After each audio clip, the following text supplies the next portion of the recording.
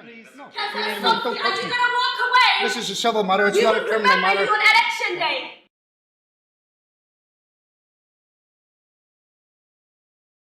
We will remember you on election day, Sophie. Carry on ignoring the local trade union leaders. You carry on. Steve Hedley, quite the figure that he is, and he is indeed standing for the constituency. It's a new constituency of Newham, and it's known as Stratford and Bow.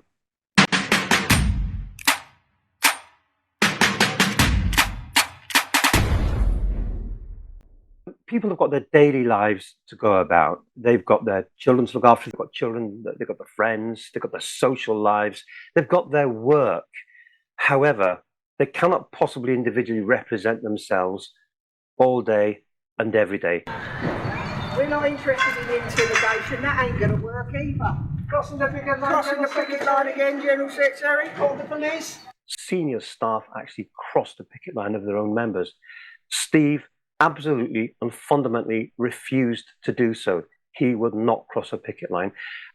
Really, I had to admire him tremendously for that. To see the work that he'd done for 30 years and for 15 years as a senior, I'm the doing senior, he was the second from the top in that position. He's the second from the General Secretary.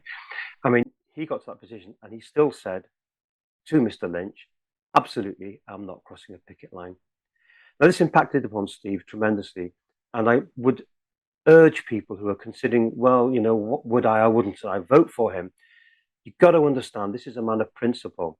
He could have hung on in air, done what they said, airbrushed it away, and taken a much larger paycheck when he decided to retire. Instead, he had no option other than to resign and say, I'm absolutely not doing this. Now I will look after the people in my own ward when that opportunity comes. And very, very fortunately, Rishi must have heard him and said, Steve, behold, here is your opportunity. So this is day 2 of our campaigning. I'm Steve Hedley. I'm standing for the local MP's job at Stratford and Bow. And I'm down supporting the G4S picket line, GMB and BCS. Who is campaigning for a decent living wage. G4S are a multinational company making hundreds of millions of profit, billionaire owners. But as I've said, they've got their own lives to be going about with.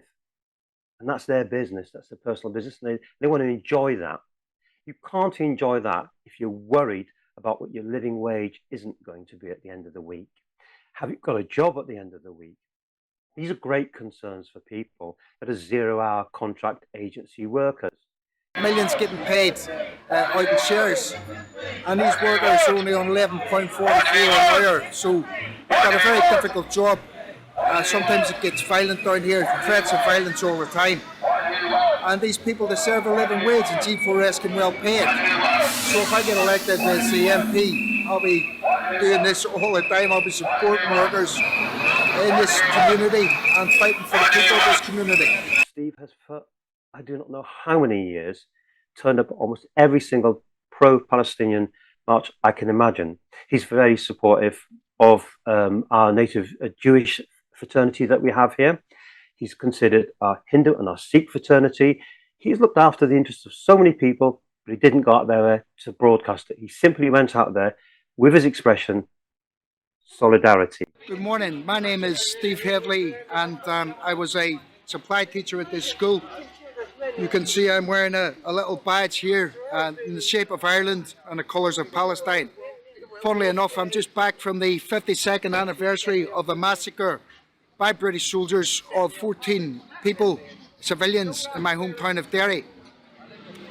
I've been working here for about 3 weeks. I was told I had a long-term contract, and yesterday I was approached by my boss and asked to remove this badge. And I said, no, I don't want to remove the badge. I'm against genocide. I want a ceasefire in Palestine. And I want to raise awareness. Now, we've got people in here wearing Ukrainian badges. We've got people in here wearing poppies, commemorating the British Army, which actually carried out the massacre in my hometown. We've got Ukrainian flags on the wall. We've got collections for Ukraine going on. We've got every sort of badge, but when it comes to Palestinian badges, suddenly that's offensive. We had an awful situation out here this morning where we had our banners support free speech, and we had members of staff, obviously Zionists, come out and try to tear them down and try to provoke a confrontation. And that's not on. I mean, all we're trying to do is campaign for a ceasefire. It's a humanitarian thing. How many dead kids do people need to have? Was it be 20,000, 30,000 dead children before enough is enough and the quest for vengeance is over? Is that what they're saying? Is that what the education system has come to? He's written a book recently, and in that book he documents very accurately and clearly that he came over here. And of course it was because of the troubles that he had to come over to the UK. Is he biased? Does he hate the English or the Welsh or the Scottish? No, none of it. The young man came over with a young family and he settled here and he's made this his home. And if you're talking about Newham, you're talking about the last 30 years. Classically, Steve is as homegrown as we're ever going to get. He doesn't see colour. He's not bothered by race and religion. He has every amount of respect for it. So that's where he would come along as an individual that's got the empathy and the understanding for anybody. He cuts across all of those lines. He cuts across party lines. And if I would put a hat on it, if we needed to put a hat on it, I would say this. Why, therefore, should we vote for him? He's independent. Where's the party support and so forth? And Steve would, if you asked him, I guarantee you, he will say to you, the support is from the like-minded people in his community. Stand on your own. Stand and be counted. I'm here personally to protest because I think this is not just an attack on civil liberties, but what they're doing with the signs is making an example. They're crucifying the signs to an example to anybody else. Do not spill the beans. Do not expose authority when authority is actually breaking the law. And that's meant, the treatment of the signs is meant as an example for us to intimidate us. And we've also heard up here about how it's linked the right to have a jury court, which is also under attack, the right to protest, which is also under attack, and all these things are connected. So if Assange is extradited, if he is in fact given a death sentence, it is going to affect us all. So you're not talking about an MP that's going to sit in a surgery and see you once or twice a month if you're lucky.